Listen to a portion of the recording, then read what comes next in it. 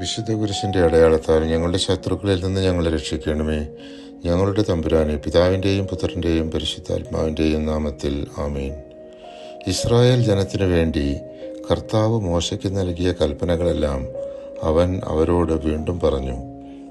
Israel ജനതയുടെ എണ്ണം നിയന്ത്രണാതീതമായതുകൊണ്ട് എല്ലാ ഗോത്രങ്ങളിൽ നിന്നും ന്യായാധിപന്മാരെ നിയമിച്ചതും കർത്താവ് ഇസ്രായേൽ ജനതയെ സംരക്ഷിക്കുമെന്ന വിശ്വാസം അവർ കാത്തുസൂക്ഷിക്കാത്തതുകൊണ്ട് ഉണ്ടായ ദൈവകോപത്തെക്കുറിച്ചും മോശ അവരെ ഓർമ്മിപ്പിച്ചു.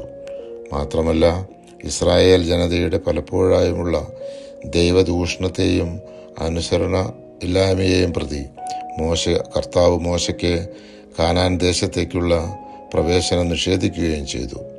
കർത്താവിൻ്റെ ഇംഗിതമനുസരിച്ച് ജോഷുവയായിരിക്കും അവിടെ പ്രവേശിക്കാൻ പോകുന്നതെന്നും മോശ അവരോട് പറഞ്ഞു.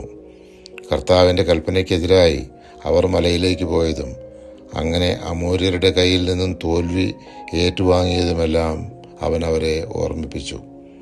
ഞാനത് നിങ്ങളോട് പറഞ്ഞു, നിങ്ങൾ ചെവിക്കൊണ്ടില്ല. കർത്താവിൻ്റെ കൽപ്പന ധിക്കരിച്ച് അഹങ്കാരത്തോടെ മലമ്പ്രദേശത്തേക്ക് കയറി. ആ മലയിൽ താമസിക്കുന്ന അമോര്യർ അപ്പോൾ നിങ്ങൾക്കെതിരെ വന്ന് തേനീച്ചക്കൂട്ടം പോലെ സേയറിൽ ഹോർമ വരെ നിങ്ങളെ പിന്തുടർന്ന ശേഷം നിശേഷം തോൽപ്പിച്ചു. നിങ്ങൾ തിരിച്ചു വന്ന് കർത്താവിൻ്റെ മുമ്പിൽ വിലപിച്ചു. എന്നാൽ കർത്താവ് നിങ്ങളുടെ ശബ്ദം കേൾക്കുകയോ നിങ്ങളെ ചെവിക്കൊള്ളുകയോ ചെയ്തില്ല. നിയമാവർത്തനം 1-ാം അധ്യായം 43 മുതൽ 45 വരെയുള്ള തിരുവചനങ്ങൾ.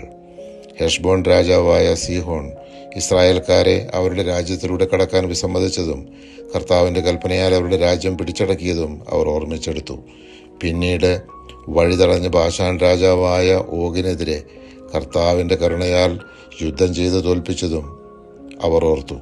അപ്രകാരം നമ്മുടെ ദൈവമായ കർത്താവ് ബാശാൻ രാജാവായ ഓഗിനെയും അവൻ്റെ ജനത്തെയും നമ്മുടെ കരങ്ങളിൽ ഏൽപ്പിച്ചു തന്നു. നാം അവരെ നിശേഷം സംഹരിച്ചു കളഞ്ഞു.